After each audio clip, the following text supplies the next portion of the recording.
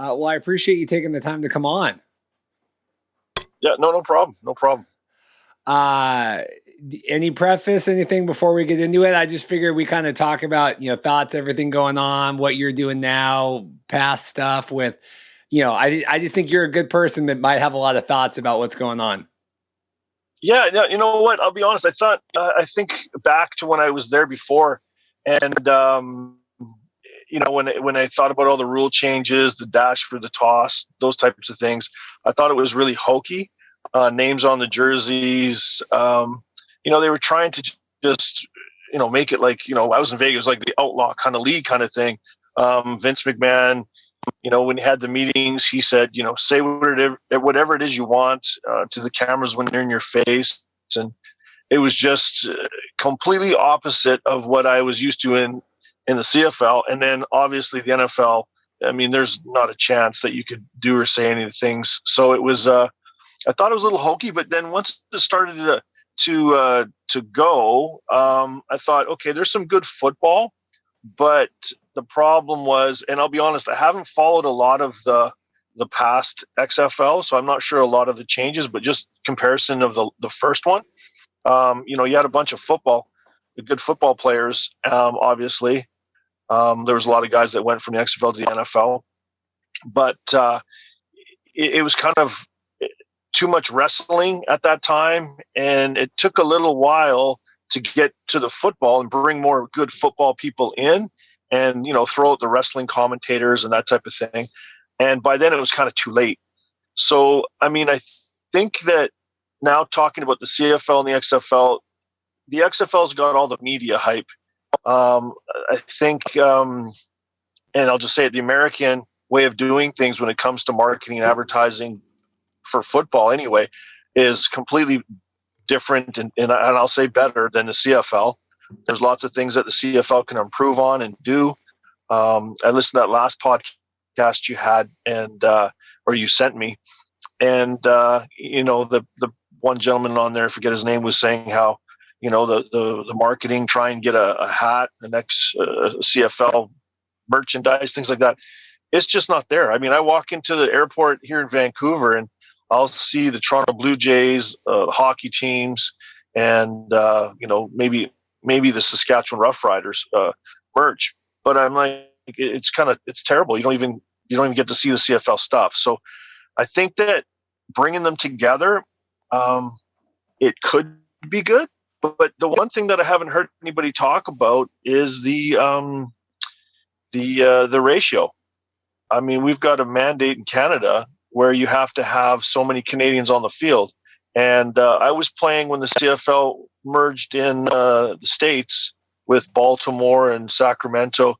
And, they could play with a full team of Americans. And I think the only reason that one year it kind of was dominated by the CFL is because it took a little while for the Americans to kind of catch on to the game. The coaching didn't quite understand all the rules and all the intricacies, of the kicking game as well. So I think it would have been just a matter of time where, there's a lot more American players playing the CFL game. And with just the amount of people that are down there, we wouldn't be able to compete. So then I think it would get gobbled up. And what rules you're playing? I mean, there's so many different things to think about. First off, because I just have a million different ways we could go with all this. I think, and we'll include all that too if you want, because I think this is all great. But Paul McCallum here, tremendous life history. Rob Vanstone that helped put this in contact. Friend of the podcast. I've done all the reading and everything about everything that you've accomplished. Just a wealth of knowledge. And I guess first off, how did you wind up in the original XFL back in 2001? Well, that's an interesting story, and it's a bit of a long one. In Canada, playing, just started my career, was going to get cut because the club, BC, wasn't going to make the playoffs. The general manager at the time, Eric Tillman, told me that he is going to be leaving and going to the NFL Europe. I've got a British passport. He called up Jim Kreiner, went over and played in NFL Europe with Scottish Claymores, and won the World Bowl. Coach really liked me, came back to Canada. Then I heard about the XFL, find out that Coach Kreiner is going to be coaching in the XFL. It was my option year. I picked up the phone and said, hey, I'd like to come down. It was my option year, off season. I could do it. And he said, 100%, job's yours. So that was it.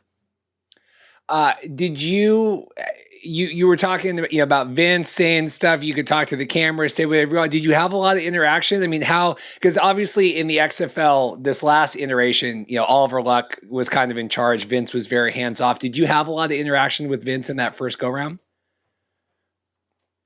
No, what happened was Dick Ebersol and Vince McMahon came to training camp. And I believe there was a training camp we had one in Vegas, and I think there was 4 teams there, and the other one was in Florida or Atlanta, I can't recall. And so they came in and did the rounds, and they had all of the players in a hotel, and we were told what they wanted, what did they expect from us, what their vision was of the league. So, he made it clear. He said, look, guys, we're going to be different. He wanted to compete with the NFL, which obviously you can't. But so one of the things was, he wanted everyone to have fun. He wanted the guys on the field to have fun. He didn't want it to be as militant as the NFL is. So, if the camera's in your face, speak up, get in the camera's face, be animated is, I think, the word he used. And, and that was kind of taken from the wrestling. It's all theatrics, and it's about entertainment. Were the players, were they excited to be, you said you picked up the phone, wanted to go. I mean, what was the overall consensus? Was this going to be a success, or was what is going to happen here? It was, it was really interesting. In the locker room, in the trainer's room, you got to meet all the new people and players. And I remember I was in the trainer's room, a bunch of young guys, and we had just heard that, you can pick what you want to put on your name bar in the back. And, I was in there with Rod Smart, he hate me, and a bunch of other guys. And then they all just turned to me, and they were thinking of the replacements. They wanted me to put laces out on the back of my, jersey. And then they were saying they wanted me to go out and kick an extra point with a cigarette in my hand, and just to have fun. Right. So there was that aspect of it, the young guys. And then there was there was some serious guys that wanted to get back in the NFL, and this was their platform. And then there was a few other players that had already been in the NFL, and they just wanted to have fun. He actually was bouncing around, just thought, I'm going to come back, and, he wanted his kids to see him play, because I guess he had some young kids. So it was a big blend of different people in different stages of their career. It wasn't all a bunch of young guys wanted to go back to the NFL. And so it was a good locker room, and it was a good vibe. I think all of the teams kind of had that same kind of blend of players. There was a lot of young guys, a lot of, some NFL veterans they brought for, I guess, big name players that had finished and wanted to come back, kind of thing, and do some things. So, it was an interesting blend of people. I'm going to do something funny here. Give me 2 seconds, and it's going to be worth it.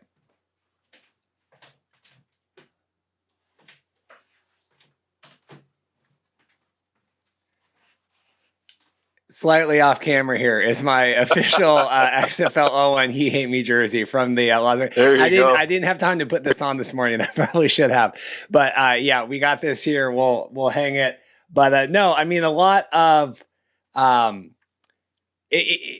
tremendous excitement. I mean, I remember I was a kid when 01, and I remember the kickoff on NBC and Vince screaming and all that. And I didn't even really know, because I just watched wrestling. I was just a WWE guy, and I'm like, okay, well, I'll go check this out. And I wasn't even really into football. But you said you thought, well, okay, so you're playing for the Outlaws, right? And you're, one of the claims to fame, right, is you scored the first ever points kicked, right, or scored in the first XFL game. Is that correct? Do you remember that? Any specifics about that? Oh yeah, that's quite funny actually, because there was no nets in the back of the end zones. So I kicked the ball. It was the first points ever scored, and I think I actually ran into the guy. There was a game. We had the West Coast game. There was an East Coast game. I scored the first points, and I think I beat the other guy out by maybe whatever, a minute or something like that. And he was like, "Damn, you got me." But I kicked the ball into the stands, and then the guy who got the ball wanted me to sign it. And I was like, "Yeah, sure, whatever, I'll sign it for you." And then I thought, well, actually, you know what? I'd like to get that ball. Do you mind if I buy it from you? And I think he wanted like $5,000 for it. I was like, dude, I kicked the ball, and like, I'll get you another ball, or I'll do something else for it. I'll give you some tickets or whatever it may be. He's like, "Nope, I want $5,000. I'm like, "Yeah, you can keep it." And then, when things went sideways, sure enough, I get the phone call. "How about $1,000? I'm like, "Yeah, no, you can keep it. It's okay. You got it." But it was interesting. Fan interaction was pretty cool, pretty crazy in Las Vegas, I tell you. The cheerleaders, attractive young ladies, guys were drinking and just going crazy in the stands, and yeah, it was a different football crowd, I think, than normal to start with. But yeah, it was pretty cool. Yeah, people would pay good money, I'm sure, for that football nowadays. That guy, that is, I think that's a pretty cool. I think that's a pretty cool story with that. We have one of the guys that played in the spring league now that worked with the new XFL. He's selling some balls that he had kicked, and I know that there's just a lot of excitement for that. I think that's a pretty awesome story. I thought you were going to say there was no net in it, creating someone in the head or something. That would have been. Oh no! Well, I might have. I don't know. I mean, it was a fun league. I mean, the guys, you kick the ball, and I'd watch it because it'd just be big swarms of people going to get the balls every extra point or every field goal. But it was interesting. I think. I think the ratings were. I forget how they work, but they were like 12. There was scalpers getting $700 a ticket for that game, and there was lots of hype for that game, and it was pretty cool. I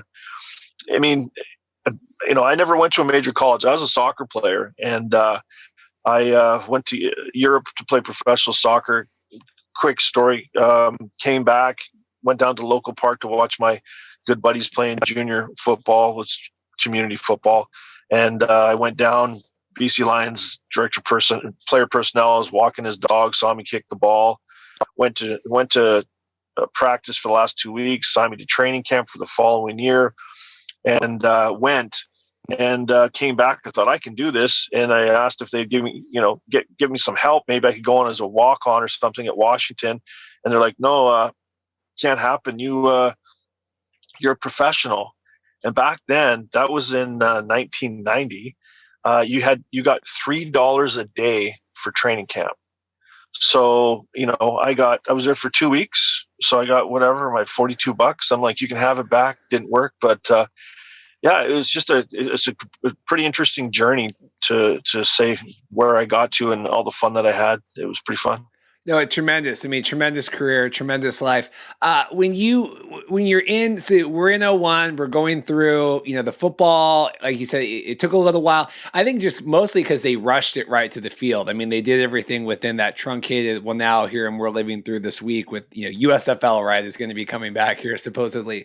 It's like history repeating itself again. But like, as it was going along, I think a lot of people left the first season really thinking it was going to come back, right? I mean, it wasn't until, am I speaking out of turn? Was that kind of the general sentiment? No, absolutely. A coach at the end of the year, he spoke to a handful of players that he wanted back because you could only protect, I think, 9 players. And he asked me if I wanted to come back. I'm like, absolutely, I want to come back. And then, I was, like I said, it's in between seasons with the CFL and XFL. So I called the general manager back in Canada. I was like, "Look, I want to come back here again. So I want to make sure I can get out of my contract. I'm a kicker. I'm not going to, not getting hurt, that type of thing." And they said no. Called the coach back, and I said in XFL and said he's not going to let me go. So they were going to give me a job in the off season. Give me a longer visa. I was going to be able to live in Vegas, get a job, and it was go. I was really excited. And because things started really strong, they faded. They changed the rules. Whether the gunners could leave on the kick or not, and all sorts of things. And I think at the end of the year, the league was starting to stabilize. Don't know, we lost a lot of the public, the ratings, TV ratings, and but I think it could have gotten stronger. Like I said, because it was getting more stable. So yeah, I was looking forward to it and everything else. I moved back to Canada, to get all my stuff ready to go back to Vegas. And I was driving out to the lake and I get a phone call from my buddy and said that it folded. I called the coach right away, gave me the explanation of what really happened. And I think it was just the TV rights with maybe TNT and McMahon fighting over the rights for the XFL. And obviously he just said, well, you're going to take your pick. Do you want the wrestling or nothing, kind of thing? So anyway, unfortunate, but yeah, everyone that I talked to was excited, was looking forward to it happening again. And just the business aspect of it, of course, that ended it. Yeah, it's a shame, when these leagues come off, it had so much publicity behind it. And when you don't have everything, going your way right away. I mean, I even remember going back, like if you watch the highlights from the championship game, I mean, it's kind of, it's a little messy, it's a little, they just, you really wish it, and then like you said, when you talk about the wrestling and all the components behind the scenes, same thing now with the XFL last year, there's all this other stuff and, people want to blame, Vince and everything for going bankrupt, but he was dealing with the same stuff last year with WWE, right? Where, with COVID and being able to run events. So how did you find out that it wasn't coming back or was that? So yeah, like I said, I was driving to the lake and I found out. I called the coach and he had said that I think NBC pulled out because they had lost too much money, but the other stations is TNT and another network in the southern states. They were all excited because their ratings were still pretty good, but NBC they had enough. They were out. And I think that the other stations kind of wanted to jump into the NBC role, and Vince said no, and they just couldn't come to an agreement. But even those other networks still had some business with Vince with the wrestling, and so he just leveraged that to say, I'm not going to give you whatever it is you need or want for the XFL, and if we're going to continue this, then maybe I won't give you the WWE is either. So they just pulled back and they shut the doors. So that's pretty much what I was told. Obviously I don't know all the exact details, but that's the gist of it. So when so now we're earlier this year now, you're living your life, you're a real estate agent, right? What did you think when you heard, you said you didn't follow the XFL right back in 2020, right? Yeah, I wasn't right into that. I was busy going on, but yeah. So now, but you hear this now. You hear XFL, bought by The Rock, in talks with the CFL. What is your initial reaction to that? Do it right. Like you said, and we discussed earlier, is too much flying by the seat of your pants the first time around. Changing the rules week to week, going back and forth, things like that. Have proper football people, that know what they're talking about and understand instead of the wrestling, which I'm pretty sure, I don't think that mistake would happen again. The Rock has got a huge, big social media public following. He's a very well-spoken person. That's obvious. He's not, how do I put it? I think he's stepped far enough away from that in the sense of he's been, he's in movies and, he talks a lot as a real person, as he's not always acting, So I think that it could be very beneficial, I think, believe it or not, having somebody like him to start the league again. There's been the two other failures, and I mean, let's face it, COVID had a lot to do with the last one. So I think there's lots of positive things for the XFL itself. How it would merge with the CFL, I don't even know if that's possible with all of the the two different the rules of the game, just the whole thing. It just doesn't seem to be possible, in my opinion. How are we going to have you have to protect the CFL. I mean, you just straight up numbers in the population with the amount of players playing in the States and up here. The Canadian players would just get gobbled up. As someone that, obviously BC, we talk Toronto, we talk Montreal, these markets that maybe need some rehab or whatever. I mean, do you think the XFL, whatever this partnership is, could help with that? Or what do we do to help the CFL? Because I think, one thing that's come out from all of this is there are some shortcomings, right, that need to be bolstered somehow. So how do we do that if it's not with the XFL? One of the main points, it's always been a bit of a stickler for me, is the high school football in Canada. They play NFL football. So, how are you going to have a young Canadian kid playing an American brand and style of football, American rules of football on a Sunday or Saturday or whenever the game's played, relate to watching a Canadian game when the formations are different? You've got motion in the backfield. It's just we don't have the roots of the players. I mean, you go to the high schools and all you see them is they're relating to the NFL players because the kid's playing wideout and he's got Odell Beckham jersey on, and we have our Hall of Fame receivers up here like G. Roy Simon and Milt Stegall that played slot because the game, a lot of the formation and a lot of the running and the motion is a slot. They seem to get the ball more. That there's no relationship between the two games, the high school and the Canadian game. So I think that with that, as well as the marketing, you just don't hear about it. The CFL, you blips and blurbs. Hockey is a Canadian sport. If I was playing and there was a huge we had a practice going on, which would be media day, and the hockey team had a signing, we wouldn't have any media at our practice. You know what I mean? And so it's sort of playing second fiddle. But I was told, I was speaking to one of the presidents a while back, and he was saying that, but our TV ratings are better. When we have a rivalry between, say, Edmonton and Calgary, or Winnipeg and Saskatchewan playing, that football game on that day will be better than the hockey night in Canada, game of the night.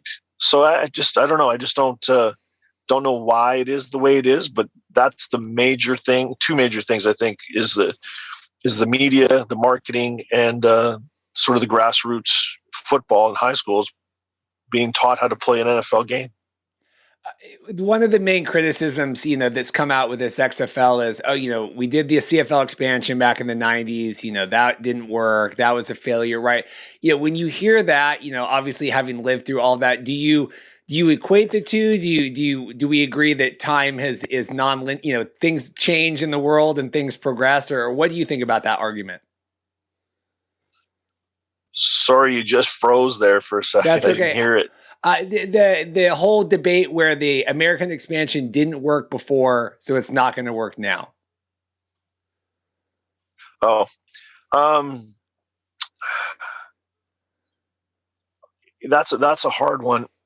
Excuse me. That's a tough one because I think when we did it the first time, I don't think it was done as efficiently and effectively as it could have been done. But there again, you still have the whole the dynamics in this salary cap as well. There's the exchange rate. Is it fair? How are you going? Because all the contracts. I was a part of the Players Association for a long time. So if you think about this, all of the contracts belong to the league. Okay, so if we're going to have a $5.2 million, and people will laugh, $5.2 million salary cap for the players, how's that going to translate down into, are we going to drop that 30 points for the exchange rate and then try and get a bunch of American players to play for that? I mean, how are we going to keep it equal playing field across the board?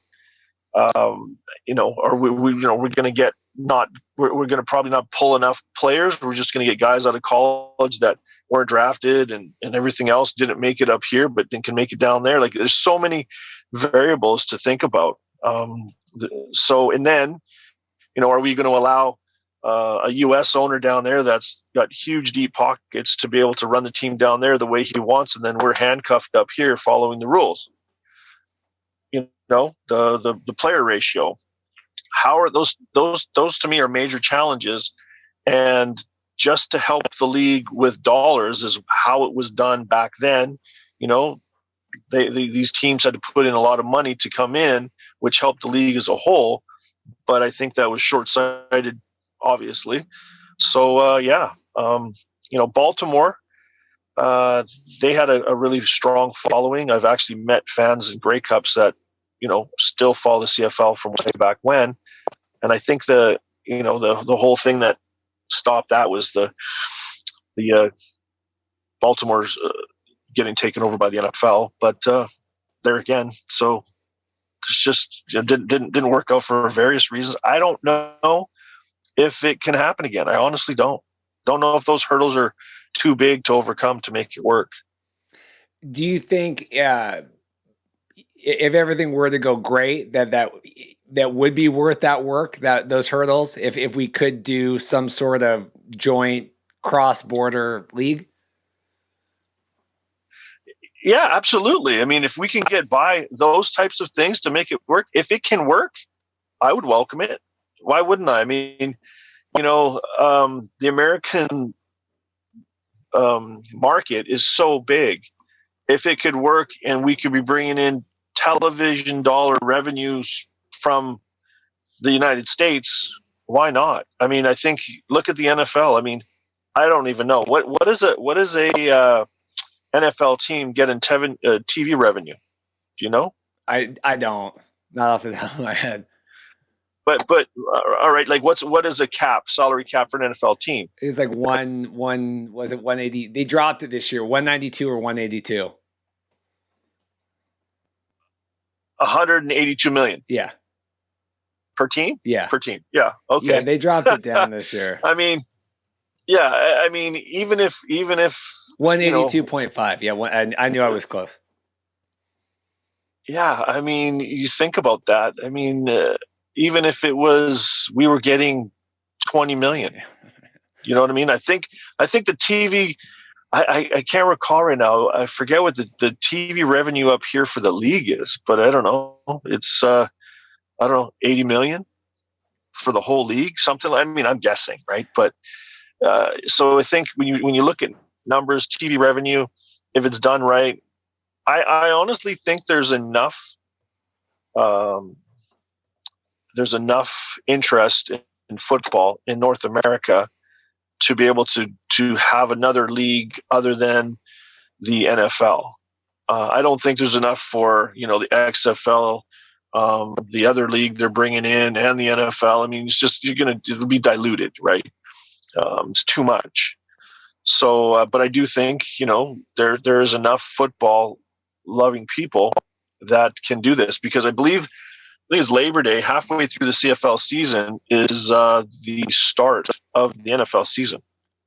So it's just giving the football fans an extra 9 weeks of football, and then then they can do what they want, whether they're going to watch one or both leagues, because it's a different game. And I think that's the one thing that people have to do is, it's not a better game or a worse game. It's a different game, and when people understand the strategy behind it, when, you miss a field goal, the goalposts are at the, at the front of the goal line, you got a 20-yard end zone. Okay. Now it comes down to strategy. Are you going to bring it out? Are you going to give up a point?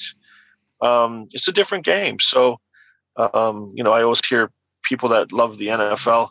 I've played NFL. I've played in the XFL with NFL rules. I played in NFL Europe, and I can remember I actually played one game in NFL Europe where I never punted the ball once. So there's no change of possession. There was no opportunity for a punt return, which to me, those could be very exciting. So I think the CFL game, it's a different game. I like it. I think it's a lot more creative, and I think there's enough room for it. Yeah, when we talk about TV rights, the NFL, what they're signed on, I think it goes into effect next year. The per game that the NFL gets is the entire CFL TV rights for the season, which is crazy. Comical. Yeah. I don't want to take up too much of your time. I know you've been so gracious. Before we go, just, I've heard this a lot with all this XFL, CFL stuff right now. It's gotten a lot more attention on the CFL, right? A lot more people talking about the CFL for the last 3 months than maybe would have otherwise. That's good, right? I mean, thoughts just on the extra eyeballs, whether it's bickering or fighting or whatever is happening online about all this? Yeah, you know what? I was told a long time ago, any type of publicity, good, bad, or indifferent, is good because it's publicity, right? You're bringing attention to the league. So I think that whether people are talking, negatively that it's not going to work or that it is going to work, and just debating about the whole possibility is, I think, good for the league. And it's bringing awareness to the league. I'll never forget. I went down to training camp with NFL Europe in Atlanta, and had a roommate never even heard of the CFL. Never even heard of it. So I think it's a good thing. that would be. Any other random thoughts before we let you go? Just anything that you had on your mind coming into this I didn't ask you about? No, not really. I mean, it's good to see that, we've got, like you said, you've got the knowledge and everything else of the CFL now, what's going on, and you're talking about it. So, I'm glad to see that we're getting a little bit more awareness and publicity in the States. It's good to see that way. Perfect. Yeah, we're doing our best. I so appreciate this. Like I said, I just, I was talking with Rob, couldn't think of a better person in the world. I mean, such a fascinating life. I couldn't imagine it. I want to thank you so much for sharing your time today, and I really appreciate it. Yeah. Yeah, no problem. And I think maybe it might be a good idea. The people that are thinking about doing this, maybe they should bring in somebody to discuss this from a player's perspective and see, because everyone that's talking about this always talks about it from like a management level and everything else, but from a player's level, what's it going to take to get players to go there, and what are their thoughts, what are they thinking? So maybe they need to do something like that as well.